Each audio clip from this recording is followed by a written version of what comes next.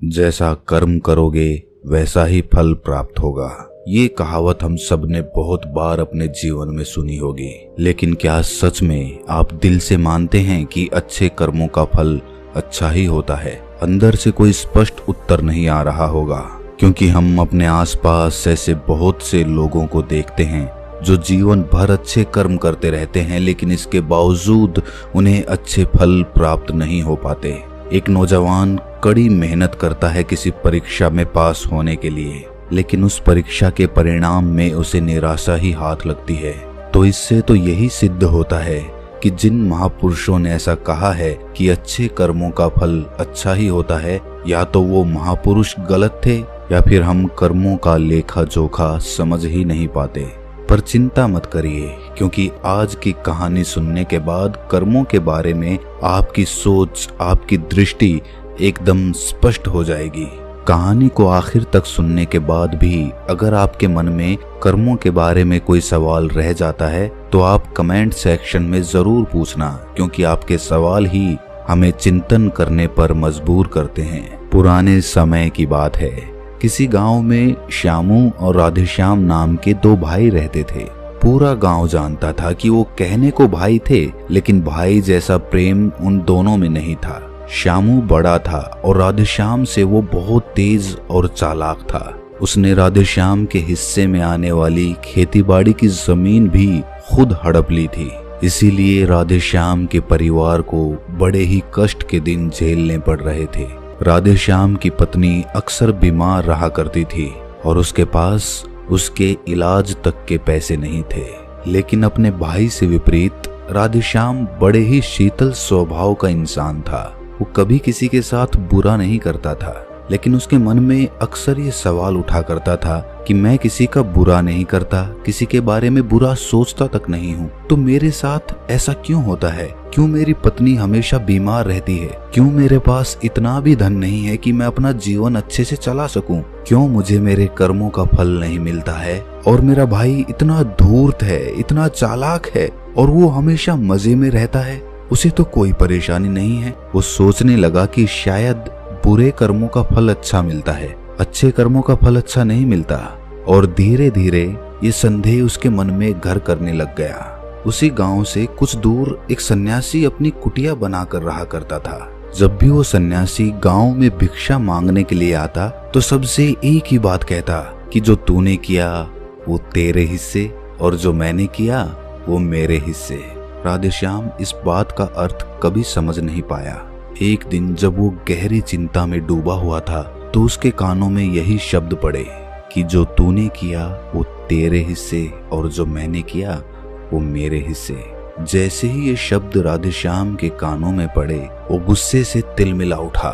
उसने गुस्से में उस सन्यासी से कहा कि महात्मन, आप हमेशा एक ही बात का रट लगाते रहते हैं जिसका कोई मतलब नहीं है। अगर आपकी बात सत्य होती तो मैं जीवन में अच्छे कर्म करते आया हूँ, तो मेरे हिस्से में तो अच्छे ही कर्म होने चाहिए थे, अच्छा ही फल प्राप्त होना चाहिए था, लेकिन मुझे कुछ भी अच्छा फल प्राप्त नहीं हुआ।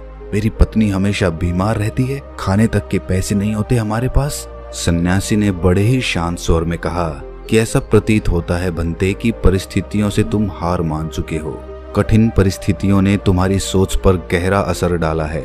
बुरे समय ने तुम्हारी सोच भी बदल कर रख दी है। तुम एक काम करना, आज संध्या समय कुछ फल लेकर मेरे आश्रम में आना, फिर मैं तुम्हारे सारे सवालों के जवाब दूंगा। और ये कहकर वो सन्यासी अपना भिक्षा पात्र लेकर अगले घर की तरफ निकल जाता है। संध्या समय राधेश्याम ने कुछ फल खरीदे और गांव से दूर उस सन्यासी की कुटिया की तरफ निकल पड़ा। जैसे जैसे वो रास्ते पर आगे बढ़ रहा था, उसे अथाह शांति का अनुभव हो रहा था, क्योंकि रास्ता गांव से दूर था, इसीलिए उसमें कोई हलचल नहीं थी। बस रास्ते में जगह जगह कुछ लंगूर और बंदर दिखाई दे रहे थे।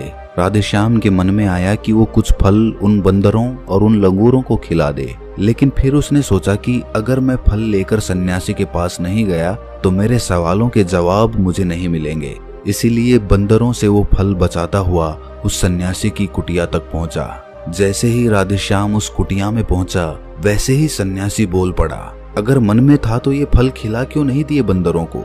ये सुनकर राधेश्याम आश्चर्यचकित रह गया। सन्यासी को कैसे पता चला कि उसके मन में बंदरों को फल खिलाने की इच्छा उठी थी। उसने पूछा कि महात्मन, आपको कैसे पता कि मैं बंदरों को फल खिलाना चाहता था? सन्यासी ने बड़े ही शांत स्वर में कहा कि जरूरी ये नहीं है कि मुझे कैसे पता चला, हम तो सन्यासी हैं, सबके मन की बात पढ़ लेते हैं। जरूरी ये बात समझना है कि जिस तरह एक बछड़ा हजारों गायों के बीच अपनी माँ को ढूंढ लेता है, उसी प्रकार कर्म अपने कर्ता को ढूंढ ही लेता है। ये कर्म मेरे हाथों ही होना लिखा था। और ये कहकर सन्यासी ने उसके हाथ से फल लिए और बंदरों को खिलाना शुरू कर दिए। राधेश्याम इस बात का मतलब समझ नहीं पाया, इसीलिए उसने उस सन्यासी से सवाल किया कि महात्मन, मैं आपकी बात का आशय समझ नहीं पाया, कृपया करके मुझ अज्ञानी को इसका मतलब समझाने की अनुकंपा करें। सन्यासी ने बड़े शांत स्वर में कहना शुरू किया कि बनते, मनुष्य को हमेशा यही लगता है कि वही करने वाला है, वही करता है और वही कर्म करेगा। लेकिन समझने की बात ये होती है कि कर्म आपका खुद चुनाव करता है, आप कर्म का चुनाव नहीं करते। अगर आप किसी कर्म को करने के योग्य हैं तो हजारों लोगों के बीच में से कर्म आपको अपने आप ढूंढ कर निकाल लेगा। इसीलिए योग्य बनने पर ध्यान दो, कर्म करने पर ध्यान मत दो। अगर तुम सिर्फ कर्म करने पर ध्यान दोगे तो कभी योग्य नहीं बन पाओगे। योग्य बनने के लिए जिन कर्मों की आवश्यकता होती है, पहले उन छोटे छोटे कर्मों को करना शुरू करो, और जब तुम योग्य बन जाओगे तो बड़ा कर्म या कहें कि मुख्य कर्म या फिर जिस कर्म के लिए तुम बने हुए हो वो कर्म तुम्हारे पास खुद चल कर आएगा। उदाहरण के लिए तुम इन बंदरों को देखो। इन बंदरों ने छोटे छोटे कर्म करके पेड़ों पर चढ़ना सीखा, गुलाटियां लगाना सीखा, और इसी प्रकार छोटे छोटे कर्म करते हुए ये मुझ तक पहुंच गए। और मुझ तक पहुंचने के बाद इनके पास इनका खाना खुद ही पहुंच गया। इसीलिए अपनी रोजमर्रा की जिंदगी में छोटे छोटे कर्म करते हुए अपने आप को योग्य बनाते जाओ, और जब तुम योग्य बन जाओगे तो अपने आप बड़ा लक्ष्य तुम्हें प्राप्त हो जाएगा। सन्यासी ने अगला कथन कहना शुरू किया जो कि बहुत ही जरूरी था, ध्यान लगाकर सुनना। अगर तुम योग्य बनने के लिए कर्म नहीं करोगे तो दूसरे लोगों के कर्म भी तुम्हें प्रभावित करने लगेंगे। उदाहरण के लिए तुम्हारी पत्नी कई दिनों से बीमार है। तुम अक्सर यही सोचते हो कि मुझे किन कर्मों की सजा मिल रही है, लेकिन समझने की बात यह होती है कि तुम्हारी पत्नी बीमार अपने कर्मों की वजह से है, तुम्हारे कर्मों की वजह से नहीं है। तुम्हारे कर्म तो अच्छे हैं, लेकिन क्या पता तुम्हारी पत्नी के कर्म अतीत में अच्छे ना रहे हों, जिसकी वजह से वो बीमार हो गई हो, और तुम्हारी पत्नी के कर्मों की वजह से तुम्हें भी दुख झेलना पड़ रहा है। और इसी प्रकार बहुत से मनुष्य अपने बच्चों की वजह से, अपने परिवार की वजह से, इन सब की वजह से खुद दुख झेल रहे होते हैं। लेकिन जरा सोचो, अगर तुम योग्य होते तो तुम अपनी पत्नी का खुद इलाज करवा पाते, उसकी बीमारी दूर करवा पाते। और क्या पता अगर तुम योग्य होते तो तुम्हारा किसी दूसरी स्त्री के साथ विवाह हुआ होता जो स्वस्थ होती। लेकिन तुम योग्य नहीं थे, इसीलिए तुम अपनी पत्नी की वजह से खुद दुख झेल रहे हो। अगर तुम योग्य बन जाओगे तो दूसरे लोगों के कर्म तुम्हें प्रभावित नहीं कर पाएंगे। सन्यासी ने राधेश्याम को चेतावनी देते हुए कहा कि याद रखना राधेश्याम, आपको वो नहीं मिलता जो आप चाहते हो, बल्कि वो मिलता है जिसके आप योग्य हो। इसीलिए अपनी योग्यता को बढ़ाने पर काम करो, उसके लिए कर्म करो। कर्म का फल पाने के लिए कभी कर्म मत करो। राधेश्याम ने सन्यासी से हाथ जोड़कर एक सवाल पूछा कि महात्मन, मुझे ये बताने की अनुकंपा करें कि मैं अपनी योग्यता किस प्रकार बढ़ा सकता हूँ ताकि मेरा मुख्य कर्म मुझको खुद ढूंढ सके। सन्यासी ने बड़े ही शांत स्वर में कहना शुरू किया कि भंते, इसके लिए बड़े ही सरल सरल उपाय होते हैं। सबसे पहला उपाय है कर्म करके भूलते जाओ। तुम जो भी कर्म कर रहे हो अपने योग्य बनने के लिए, उस कर्म को करने के बाद भूल जाओ। ये मत सोचो कि उससे तुम्हें क्या प्राप्त हुआ। इसीलिए कहा जाता है कि कर्म करो, फल की चिंता मत करो। अगर तुम फल की चिंता करोगे तो वास्तविकता में तुम कर्म कर ही नहीं रहे होगे। अक्सर मनुष्य की पीड़ा का ये एक बहुत बड़ा कारण होता है। वो सोचता है कि मैं कर्म तो अच्छे कर रहा हूँ, लेकिन मुझे फल प्राप्त नहीं हो रहे, और यही पीड़ा उसके मन को ठेस पहुंचाती रहती है उसको अपने लक्ष्य से भटकाती रहती है। किसी कर्म को करने के बाद अपना आकलन जरूर करें, लेकिन फल की चिंता ना करें।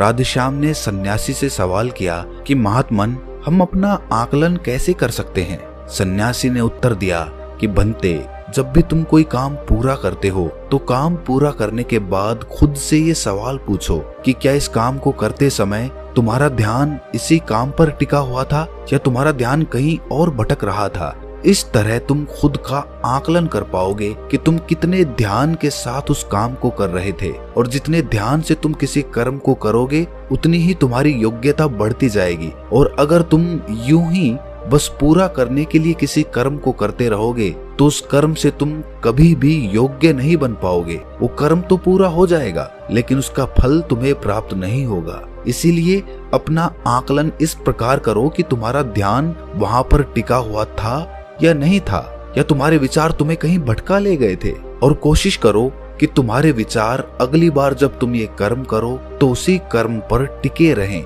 इधर उधर दूसरी बातों में भटके ना। राधेश्याम ने इस पर एक सवाल पूछा कि महात्मन, जब भी हम कोई कर्म करते हैं तो हमारा मन विचारों से ग्रस्त हो जाता है, वो तरह तरह की बातें सोचने लगता है, तो हम किस तरह अपने मन को एक ही कर्म पर टिका कर रख सकते हैं? इसके लिए कोई उपाय बताएं। सन्यासी ने इसका उत्तर देते हुए कहना शुरू किया कि बनते, जब भी तुम किसी कर्म को करते समय अपना पूरा भाव उसमें डाल देते हो तो तुम्हारे विचार उसी कर्म पर केंद्रित रह सकते हैं। पूरी निष्ठा, प्रेम और सद्भाव के साथ किया गया कर्म तुम्हारे विचारों को इधर उधर नहीं भटकने देता। विचार तभी तुम्हें दूसरी दिशाओं में बहाकर ले जाते हैं जब तुम उस कर्म को पूरी निष्ठा के साथ नहीं करते, उसमें पूरा प्रेम नहीं डालते, उसमें पूरा भाव नहीं दिखाते। जब ये तीनों चीजें तुम उस कर्म में डाल देते हो तो स्वाभाविक रूप से तुम पूरी तरह उस कर्म में सम्मिलित हो जाते हो और तुम्हारा मन और मस्तिष्क एक ही जगह पर टिका रहता है। सन्यासी ने अपनी बात खत्म करते हुए कहा कि अगर कोई इंसान, कोई मनुष्य इन उपायों का सही तरीके से इस्तेमाल करता है, उनका पालन करता है, तो वो किसी भी कर्म के लिए अपने आप को योग्य बना सकता है। और एक बार अगर वो योग्य बन जाता है तो उसी बछड़े की भांति उसका कर्म उसे अपने आप ढूंढ लेता है। राधेश्याम को कुछ फलों के बदले जीवन भर का ज्ञान मिल चुका था, उसे स्पष्टता मिल चुकी थी, उसके सारे मन के सवाल खत्म हो चुके थे। उसने सन्यासी को प्रणाम किया और वहां से अपने घर के लिए निकल पड़ा।